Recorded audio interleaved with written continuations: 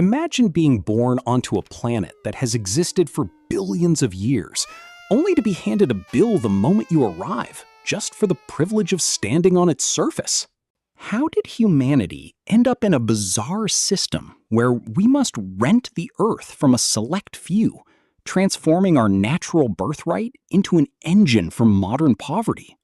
Today, we are diving deep into the Great Land Heist. We will uncover the history of how the very ground beneath your feet was monopolized, investigate the thinkers who tried to warn us, and reveal the actionable solutions we can use to reclaim our shared inheritance. To grasp the utter absurdity of paying just to exist, we first need to look at how humanity traditionally understood its relationship with the planet.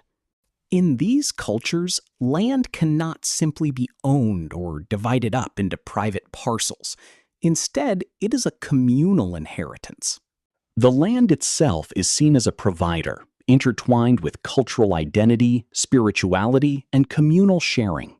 But when Western European settlers began expanding their reach, they brought a radically different, commodified worldview.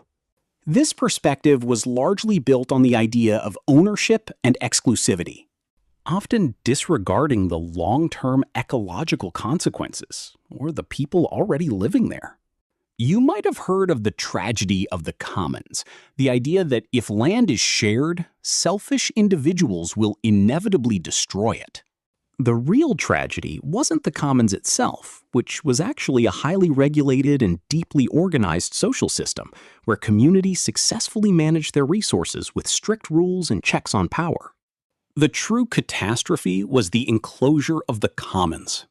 These legal maneuvers systematically converted roughly 28,000 square kilometers of shared open fields and common land into strictly private property. However, landlords, driven by the desire for higher financial returns and more efficient farming techniques, pushed to extinguish these ancient rights.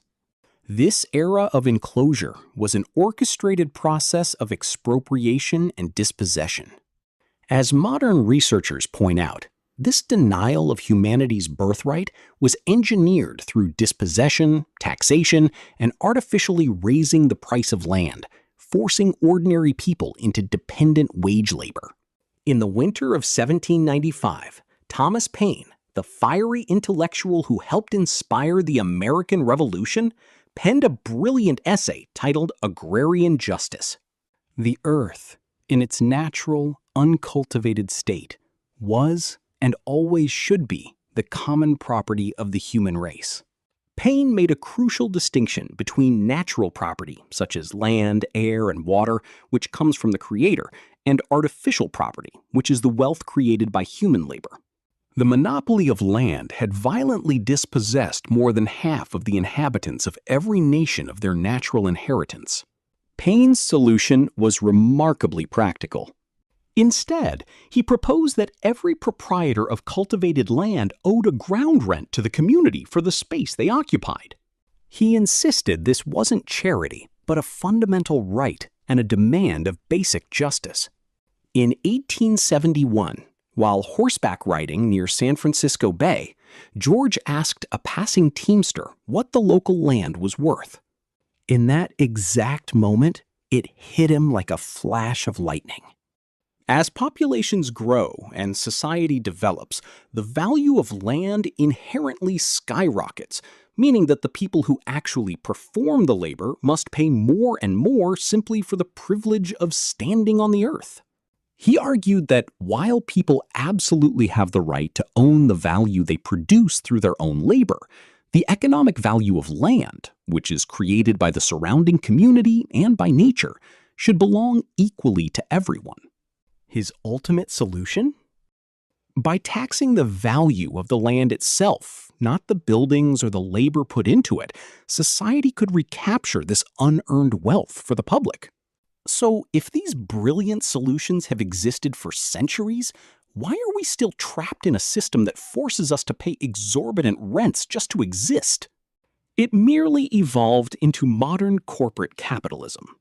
In our modern urban landscapes, space is structured around relative impermanence, where renters exist in a precarious transient state, while corporate landlords profit immensely from neighborhood decay and the constant threat of an eviction machine. And this heist is global. Driven by speculation, the push for agrofuels, and the exhaustion of resources, these corporate entities displace local populations. The global market treats basic human sustenance as a mere commodity, subjecting the poorest populations to the cold, absolute rules of profit and speculation. How do we fix this? First, we must look at the wisdom of thinkers like Henry George and implement land value taxation. By shifting taxes away from human labor and buildings and instead targeting the unimproved site value of land, we can completely strip the profit out of hoarding and speculating on the Earth's surface. Second, we must legally reclaim the social function of land. In Brazil, the Landless Workers Movement, or MST, actively occupies unused land to force the government to implement agrarian reform and recognize that land must serve society, not just generate speculative profit. Legal frameworks in various nations already stipulate that private property is not absolute and must be balanced against the general welfare and social interest of the community. The earth is our shared inheritance, not a speculative asset class designed to bleed the working class dry. By socializing the rent of land and natural resources, we can dismantle the monopolies that manufacture poverty and finally build an economy rooted in genuine equity and freedom. By socializing the rent of land and natural resources, we can dismantle the monopolies that manufacture poverty and finally build an economy rooted in genuine equity and freedom. Thank you for watching. If this deep dive changed the way you view the ground beneath your feet, hit the like button, subscribe to the channel, and share this video with someone who needs to hear it. Let's get a conversation going in the comments below. What would your city look like if the value of the land actually belonged to the people who live there? Stay curious, and I'll see you next time.